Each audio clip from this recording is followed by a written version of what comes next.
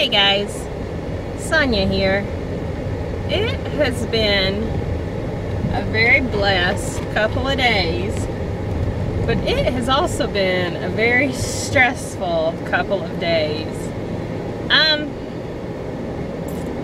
I just left from dropping my princess off at camp. She will be there for an entire week, and I gotta tell you, I'm a little freaked out. I don't think we've ever been apart an entire week. Even when Doug and I took our honeymoon, we were only gone for 4 days, I think. And it's Monday, and I don't pick her up until Saturday.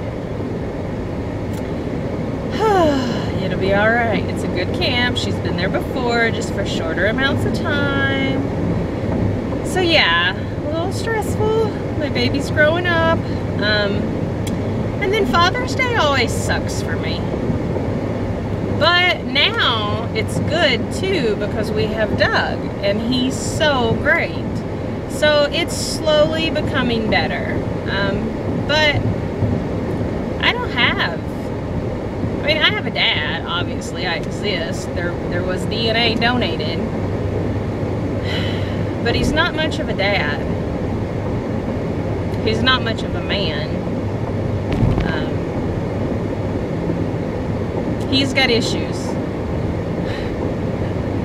I don't know what happened in his life to lead him down the path he went.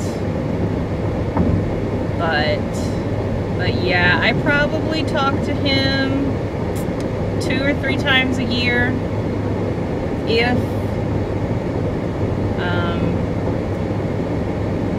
we don't always see him when we go to Georgia, which is where he lives. When I was about 9, my mom remarried, and I thought I had a good dad then. But as you grow up, you realize, I mean, he was better than my DNA donor. Turns out he wasn't a good father either. He's no longer in our lives.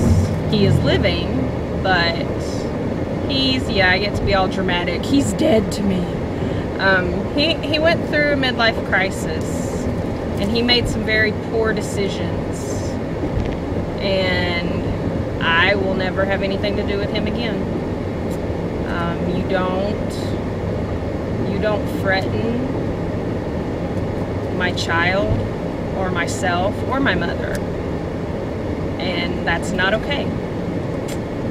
So yeah, I don't have a dad. I mean, I see how my husband is with my daughter, and we are so amazingly blessed to have him in our lives, and I am so utterly thankful that she has a good dad. It would have been nice to have had a dad in my life, but you know, that's done and over with. My husband's dad's pretty cool most of the time. He's probably the best father figure I've ever had, so that's nice.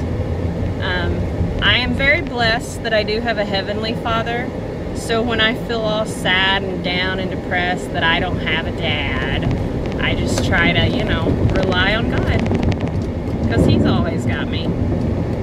And yeah, so Father's Day can be a little tough. Yesterday, I just tried really hard to focus on my husband and make sure that he had a good day and that he got some time with our girl, and that was good. But it's always a little emotionally upheaving for me, because you know, I didn't do anything to not deserve to deserve, you know, every kid deserves a dad. And my poor mom, she had to play both of those roles, and that was hard on her. So I love my madre. She's amazing.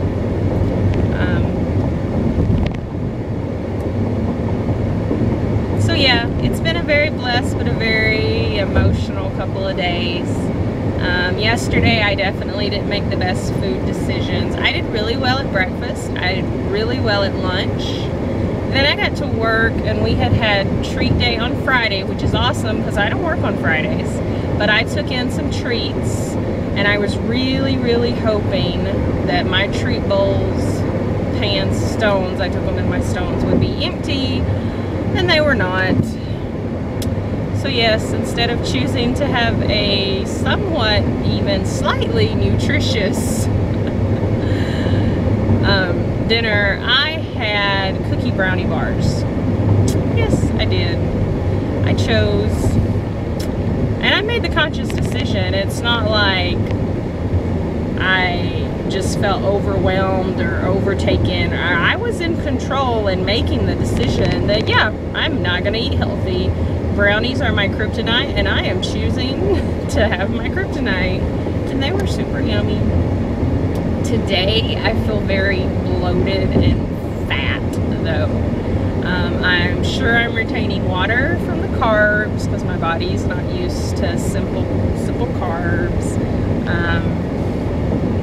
But yeah, it was one day, it was one choice.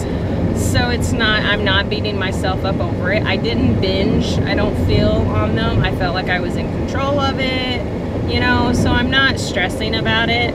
Tomorrow's weigh-in day. I doubt it'll be good. So whatever, this is a journey.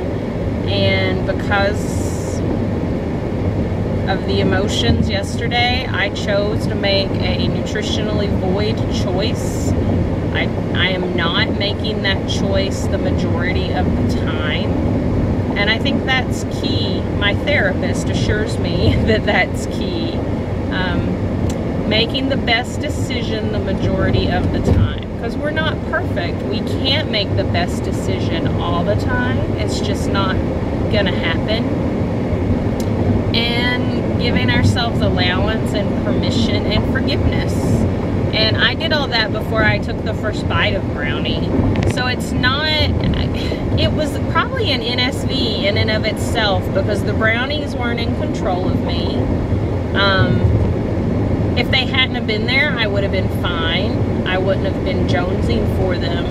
But I didn't feel that I had to make the choice to have them just because they were there. Whereas before, it would have been like, oh, brownie, yeah. But see, before, I would have had more than what I had last night, and I would have went and had dinner, and then I probably would have had even more. So, it's an improvement. I'm a work in progress. I'm not perfect. If I was perfect, I'd already be down 100 pounds or more.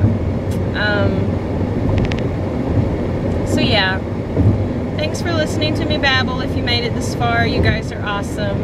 As always, thank you.